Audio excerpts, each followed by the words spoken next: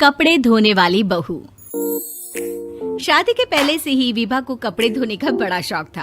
कभी नल के नीचे तो कभी तालाब के पास। अरे मेरी नीली वाली लुंगी नहीं दिख रही है। विभा की अम्मा, कहाँ रखी है लुंगी? अरे वो तो विभा ने परसों ही धोकर रखी थी आपकी अलमारी में, देखो वहीं होगी। वो ना मैंने आज धो दी, मुझे लगा कि गंदी हो गई होगी। अरे कैसे गंदी हो गई थी? उसे तो मैंने पहना भी नहीं। हे भगवान, इस लड़की के कपड़े धोने की आदत से परेशान हो गया हूँ मैं। जितना तो घर में राशन नहीं आता, उससे कहीं ज्यादा डिटर्जेंट पाउडर का खर्चा है। इसकी शादी करवा दो, शादी जाए अपने घर में ही करे काम, फिर चाहे घर के कपड़े धोने हो या पूरे गांव के। हाँ ठीक बोल रही हूँ, देखता हूँ मैं कोई लड़का। वो दिन भी आ जाता है जब विभा को देखने लड़के वाले आ जाते हैं। लड़की मुझे अच्छी लगी। होने वाली सास कहती है, बेटी अगर कुछ पूछना है तो पूछ लो। वैसे तो हमारी लड़की बहुत ही शर्मीली है, जो बोल दो वो मान लेती है, इसे क्या पूछना होगा। अरे कैसी बात कर रही हो माँ, मुझे इन लोगों के घर रहना है, सवाल तो कई है। हाँ हाँ बेटा, पूछ लो ना, क्या पूछना है। आप लोगों के घर कपड़े कौन धोता है? सास का मुंह बन जाता है। देखो, अगर तुम ये कहना चाहती हो कि तुम्हें कपड़े धोने नहीं आते तो सुन लो, कपड़े मैं ही धोती हूँ, लेकिन तुम्हारे आ जाने के बाद मैं रुमाल तक नहीं धोऊंगी। अरे चुप रहना भाग्यवान, बहू बेचारी घर आई नहीं, उसे डराना शुरू कर दिया। वो क्या है ना बिटिया, अभी तक तो ये कल्लू की माँ ही धोती थी, लेकिन अब तुम्हारे पापा तो दहेज में वॉशिंग मशीन देंगे ही। तभी विभा की माँ बोल पड़ती है, सवाल भी पूछा तो क्या। वैसे भाई साहब, मशीन की तो फिर भी कपड़े धोने की कैपेसिटी होती है। मतलब जो बिटिया दे रहे हैं ना विभा, इसे कपड़े धोने का बहुत शौक है। ये आप लोगों के क्या, आस पड़ोस गांव मोहल्ले सबके कपड़े धो दे और उफ तक ना करे। बाहर देखा नहीं आपने कितने कपड़े सूख रहे हैं? सब हमारी बिटिया ने ही तो धोए हैं। बस भी करो ना माँ, शर्म आ रही इतनी तारीफ सुनकर। और तो और एक दाग निकाल कर दिखाओ तो मान जाऊं। हाँ अच्छा, माफ करना बेटा, मैंने गलत समझा।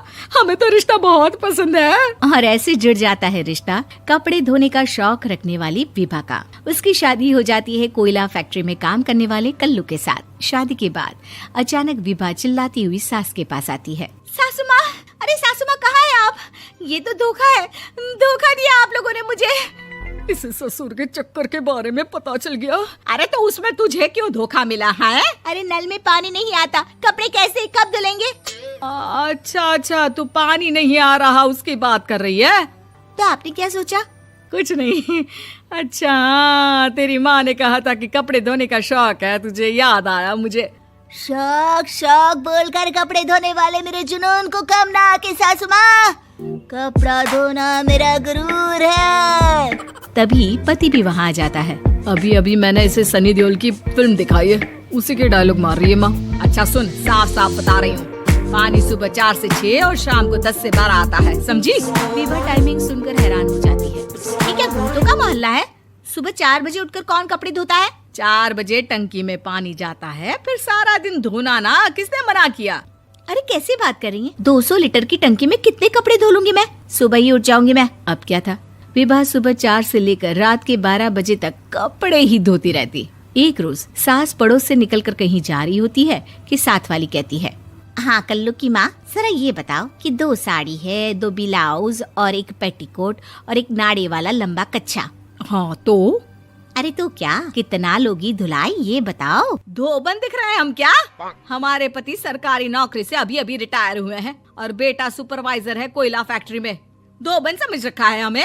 हाय रे कल्लू की अम्मा, माफ कर दो, वो तो मोहल्ले में यही सब बता रहे थे कि तुमने बहू को कपड़ा धुलवाने के काम में लगा दिया है। सास को पड़ोसन की बात सुनकर गुस्सा आ जाता है। वो घर पहुंचती है जहां घर के बाहर ही इतने सारे कपड़े सूख रहे होते हैं जितने कि किसी धोबन के घर पर। अरे ओ कल्लू की दुल्हन, बाहर निकल।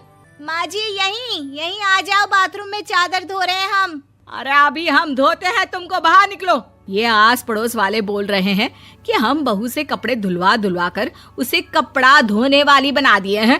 अरे छोड़ो ना माँ जी, किन लोगों की बातों में आती हो?